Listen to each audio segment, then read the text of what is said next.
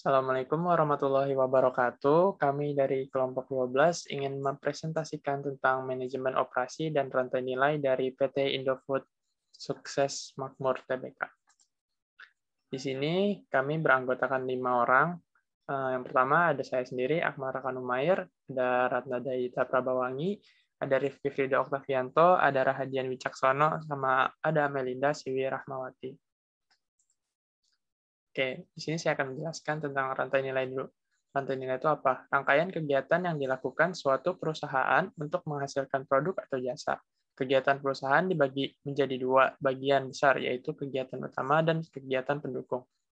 Terus ada supply chain, global network untuk distribusi produk atau jasa dari raw material sampai produk ke end customer melalui aliran fisik, uang, dan informasi. Selanjutnya di sini ada PT Indofood Sukses Makmur Tbk, didirikan oleh si Sudono Alim, terus didirikan pada 14 Agustus 1990, bermarkas di Jakarta, Indonesia untuk tempatnya, terus mengekspor hingga pasar Australia, Asia, dan Eropa, produsen produk mie instan, es krim, biskuit, tepung terigu, makanan ringan, dan lain-lain. Indomie dinobatkan sebagai ramen terenak versi Times pada November 2019. Jadi Indomie ini kayak produk yang paling terkenal dari Indofood ini. Selanjutnya, rantai nilai, kegiatan utama, inbound logistik. Hanya bekerja sama dengan beberapa supplier yang ditunjuk untuk pengadaan bahan baku dan bahan pendukung lainnya. Grup Indofood merupakan perusahaan total food solution dengan kegiatan utama usaha yang mencakup seluruh tahapan proses produksi makanan, mulai dari produksi dan pengolahan bahan baku hingga menjadi produk akhir yang tersedia di pasar. Kegiatan utama, operation. Pabrik yang selalu memproduksi secara terus-menerus dengan jumlah yang banyak. Kelompok Indofood mencakup 6 divisi terpisah, yaitu mie instan, susu, makanan ringan, dan minuman. Menggunakan mesin canggih yang mampu memproduksi dengan jumlah yang banyak.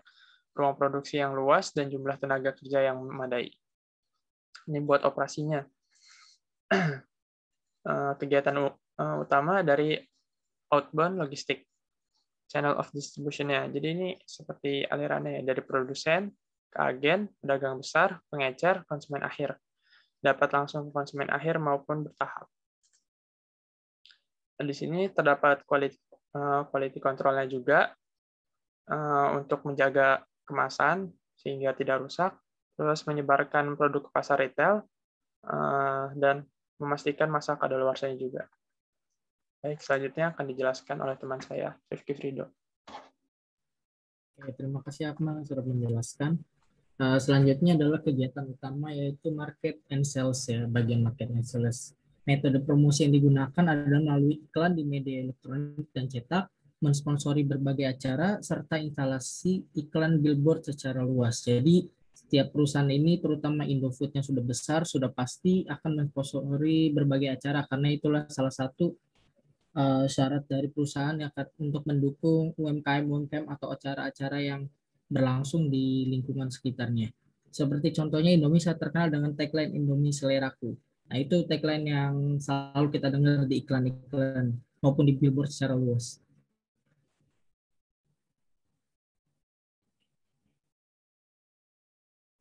Yang kedua, servis. Indofood menyediakan pusat panggilan untuk layanan pelanggan dari setiap produk.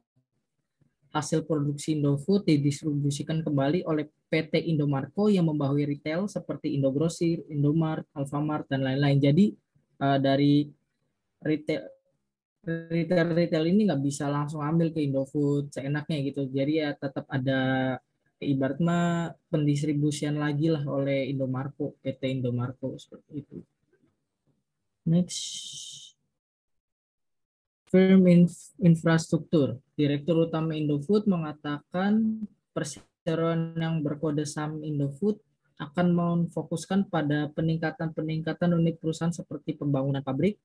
Sebagai informasi, Indofood sedang meningkatkan kapasitas beberapa pabriknya, tak terkecuali pabrik tepung di Tanjung Priuk. Nanti akan membuat pabrik memiliki kapasitas hingga 1.200 ton per hari. Next. Human Resource Management.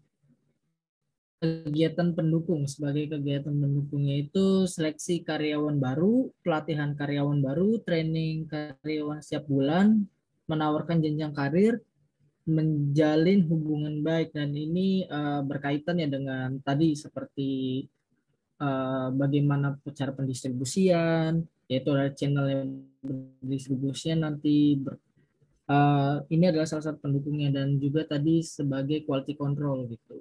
Next. Dan kegiatan pendukung lainnya ada teknologi retort, teknologi pengemasan secara kedap dan pemanasan dengan suhu tinggi. Memungkinkan bahan makanan menjadi aman, kualitasnya tetap terjaga, awet dan tidak rusak selama kemasan dalam kondisi baik. Prinsip utama dalam proses pengawetan pangan dengan teknologi retort adalah untuk membunuh mikroorganisme, baik mikroorganisme pembusuk maupun mikroorganisme penyebab penyakit. Next.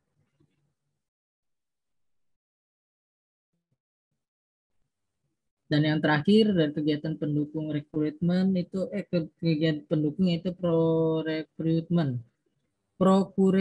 procurement sebagai PT Indofood adalah mengambil beberapa bahan dari anak perusahaan mereka sendiri dan mendapatkan beberapa impor, membantu mereka menjaga kualitas bahan baku serta stabilisasi harga. Oke, mungkin itu dari saya. Selanjutnya akan dilanjutkan oleh teman saya. Ya, selanjutnya ada supply chain. Seperti yang dijelaskan di awal, supply chain ini ada aliran fisik, keuangan, dan aliran informasi. Untuk aliran fisik sendiri itu berawal dari supplier ke menuju customer. Sedangkan aliran keuangannya itu kebalikannya, dari customer menuju ke supplier. Dan yang terakhir, aliran informasi itu bergerak dua arah, dari supplier ke customer maupun customer ke supplier. Next. Yang pertama, ada bagaimana cara aliran fisik PT Indofood bekerja. PT Indofood mengirimkan list order dan melakukan purchasing ke supplier. Supplier akan mengirimkan raw material ke PT Indofood yang selanjutnya dijadikan inventory pada warehouse. Inventory selanjutnya akan digunakan sebagai raw material pada proses produksinya. Terus yang terakhir, produk akan dikirimkan kepada distributor, wholesaler, dan retail. Next. Proses produksinya sendiri itu terbagi menjadi 8 kegiatan. Yang pertama ada mixing, selanjutnya pressing, yang ketiga sitting, keempat steaming, kelima cutting and folder, keenam frying, ketujuh cooling, dan yang terakhir packaging. Next.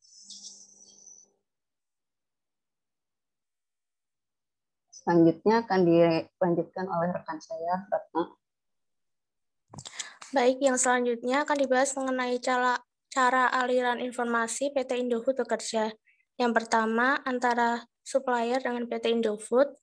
PT Indofood mengirimkan purchasing order dan material stok kepada supplier, dan supplier mengirimkan production capacity kepada PT Indofood.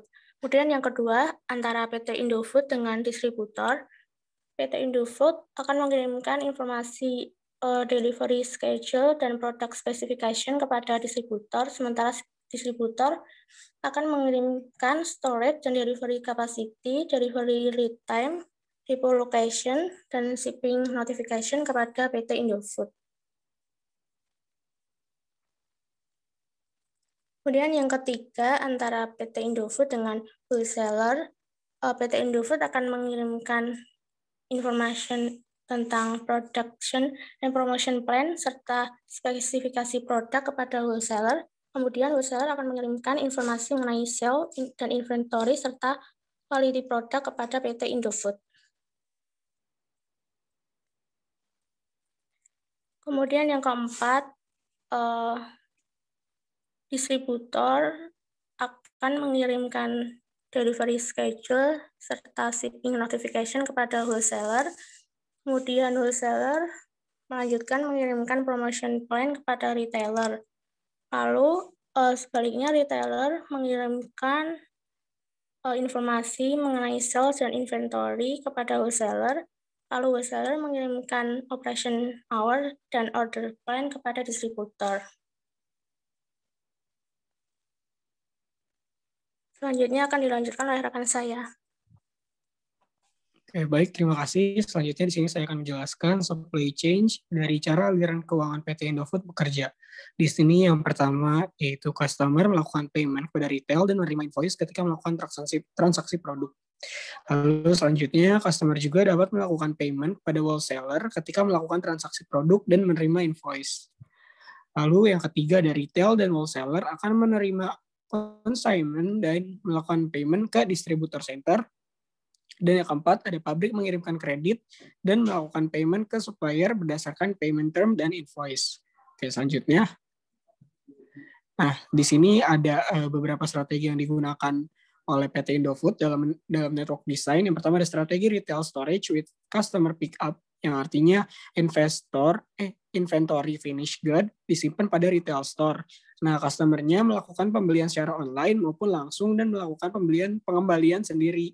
Nah, lalu selanjutnya ada strategi berikutnya, yaitu ada strategi efficient supply chain, yaitu perusahaan berupaya menggunakan seluruh research selama efisien.